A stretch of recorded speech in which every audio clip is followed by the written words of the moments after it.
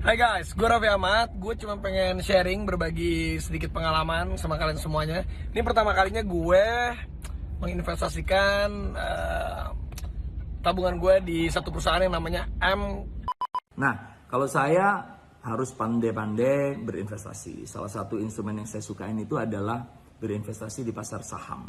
Begini, transformologi ini kan ceritanya naro saham, ya.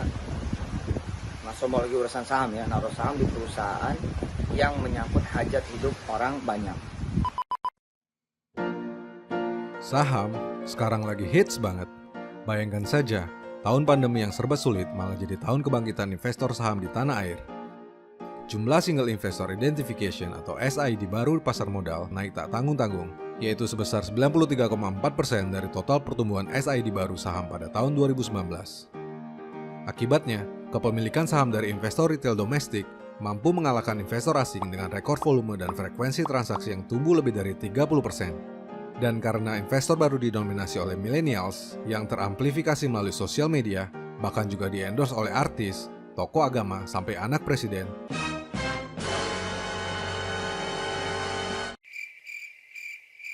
maka wajar jika saham jadi hits banget. Tapi sebenarnya, bagaimana market saham bekerja? Jangan-jangan kita hanya sekedar ikut-ikutan doang. Padahal, mengetahui cara kerja saham, market, bagaimana harga dibentuk adalah hal yang sangat fundamental bagi seorang investor. Sebab di bullish market, semua orang jadi jenius, semua akan untung. Tapi market tak selamanya hijau, dan percaya saya, hanya yang paham cara kerjanya yang akan bertahan di kondisi paling sulit sekalipun. Mari kita mulai pembahasan tentang bagaimana saham bekerja.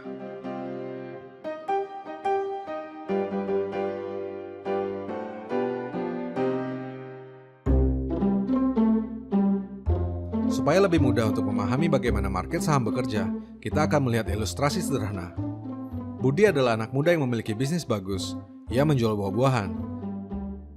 Setelah beberapa tahun berjalan, bisnisnya ramai dan tumbuh pesat. Ia pun mendapat banyak keuntungan.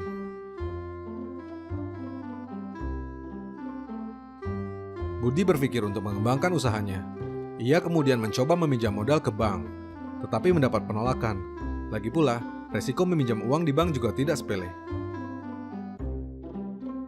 Budi kemudian mencoba menawarkan bisnis buahnya kepada teman-temannya.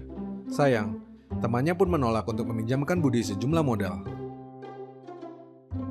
Budi lalu mendapatkan ide untuk menjual saham perusahaannya kepada investor yang berminat untuk membeli kepemilikan kecil dari perusahaannya itu.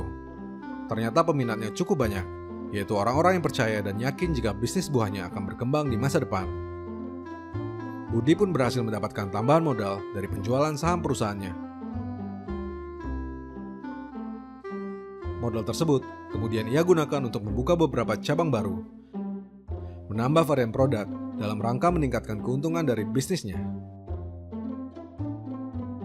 Sebagian keuntungan kemudian ia bagikan kepada para pemegang saham. Ini disebut sebagai dividen.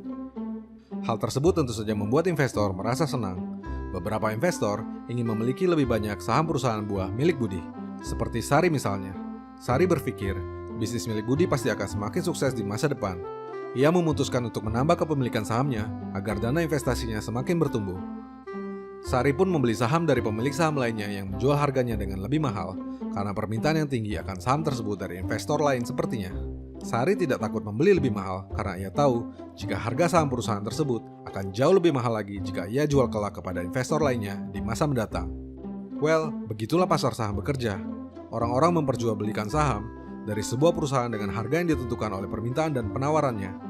Di market yang sebenarnya, transaksi jual beli saham dilakukan ribuan, kalau bukan jutaan kali setiap hari, di mana harga dibentuk secara real time berdasarkan permintaan dan penawaran pasar. Orang-orang yang membeli saham berharap harganya akan naik karena meningkatnya kinerja perusahaan menimbulkan permintaan yang tinggi di pasar. Pemilik saham juga berharap mendapatkan bagi hasil keuntungan usaha yang rutin berupa dividen dari setiap saham miliknya. Penjualan saham sebuah perusahaan ke publik disebut sebagai IPO, Initial Public Offering. Tentu tidak semudah yang dilakukan oleh si Budi. Sebab untuk melaksanakan IPO, ada banyak persyaratan yang harus dipenuhi. Selain harus komplit dari sisi legal, paling penting adalah sebuah perusahaan yang go public harus secara rutin membuka laporan keuangannya untuk dapat diakses oleh siapa saja. Sebuah perusahaan yang go public akan mendapatkan modal dari IPO yang mereka lakukan. Inilah alasan mengapa bursa disebut sebagai pasar modal. Namun berbeda dengan pinjaman modal ke bank atau teman, di pasar modal, perusahaan tidak memiliki kewajiban untuk mengembalikan dana dalam tenggat waktu atau bunga tertentu. Bahkan pembagian hasil keuntungan usaha atau dividen pun tidak wajib untuk dilakukan. Harga saham akan bergerak naik turun berdasarkan sentimen pasar, di mana setiap pemilik saham berharap permintaan yang lebih banyak dari penawarannya sehingga harganya pun jadi lebih mahal.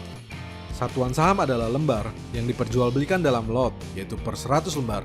Setiap lot saham yang ditawarkan dan diminta akan membentuk order book. Semakin banyak order book yang terjadi, semakin liquid sebuah saham. Sebaliknya, semakin sedikit order book yang terjadi, semakin sulit ia dijual, semakin tidak liquid sebuah saham. Sistem order book ini memungkinkan para investor untuk melakukan jual atau beli di harga yang diinginkan yang baru akan tereksekusi saat harganya tersentuh. Ini disebut sebagai ngantri. Selain itu, seorang investor juga dapat membeli saham seketika di harga pasar, istilahnya HK atau hajar kanan. Meski bergerak bebas mengikuti kondisi pasar, bursa diatur oleh regulator supaya tidak kacau. Sebuah saham memiliki ketentuan batas kenaikan atau penurunan setiap hari, yang disebut sebagai ARA dan ARB. Sebuah saham yang bergerak tidak wajar, yang disebut sebagai UMA, dapat dihentikan transaksinya. Bahkan market halt pun bisa dilakukan oleh regulator apabila diperlukan. Setiap emiten saham memiliki harga masing-masing yang dihitung berdasarkan kapitalisasi pasar, jumlah saham yang beredar, serta berbagai rasio ekonomi yang dikalkulasi dari kinerjanya. Sebuah saham dapat mencapai harga terendahnya dan tertidur lama di harga 50 karena kinerja dan sentimen yang sangat buruk. Saham-saham ini disebut sebagai saham gocap. Sebaliknya, sebuah saham dapat tumbuh berkali lipat karena kinerja, sentimen, atau prospek yang dinilai sangat baik. Saham-saham ini disebut sebagai beggar. Untuk belajar lebih jauh mengenai saham, kamu dapat bertanya kepada ahlinya melalui fitur konsultasi dengan financial expert yang tersedia di Ajaib. Kamu juga dapat berdiskusi dan menambah banyak ilmu melalui fitur komunitas di sana. Ajaib adalah aplikasi untuk membeli saham yang sangat komplit dan mudah digunakan. Mulai investasi saham Anda dengan Ajaib, download dan install aplikasinya. Gunakan kode referral Rianto saat melakukan registrasi untuk mendapatkan bonus reksadana. Saya, Rianto Astono.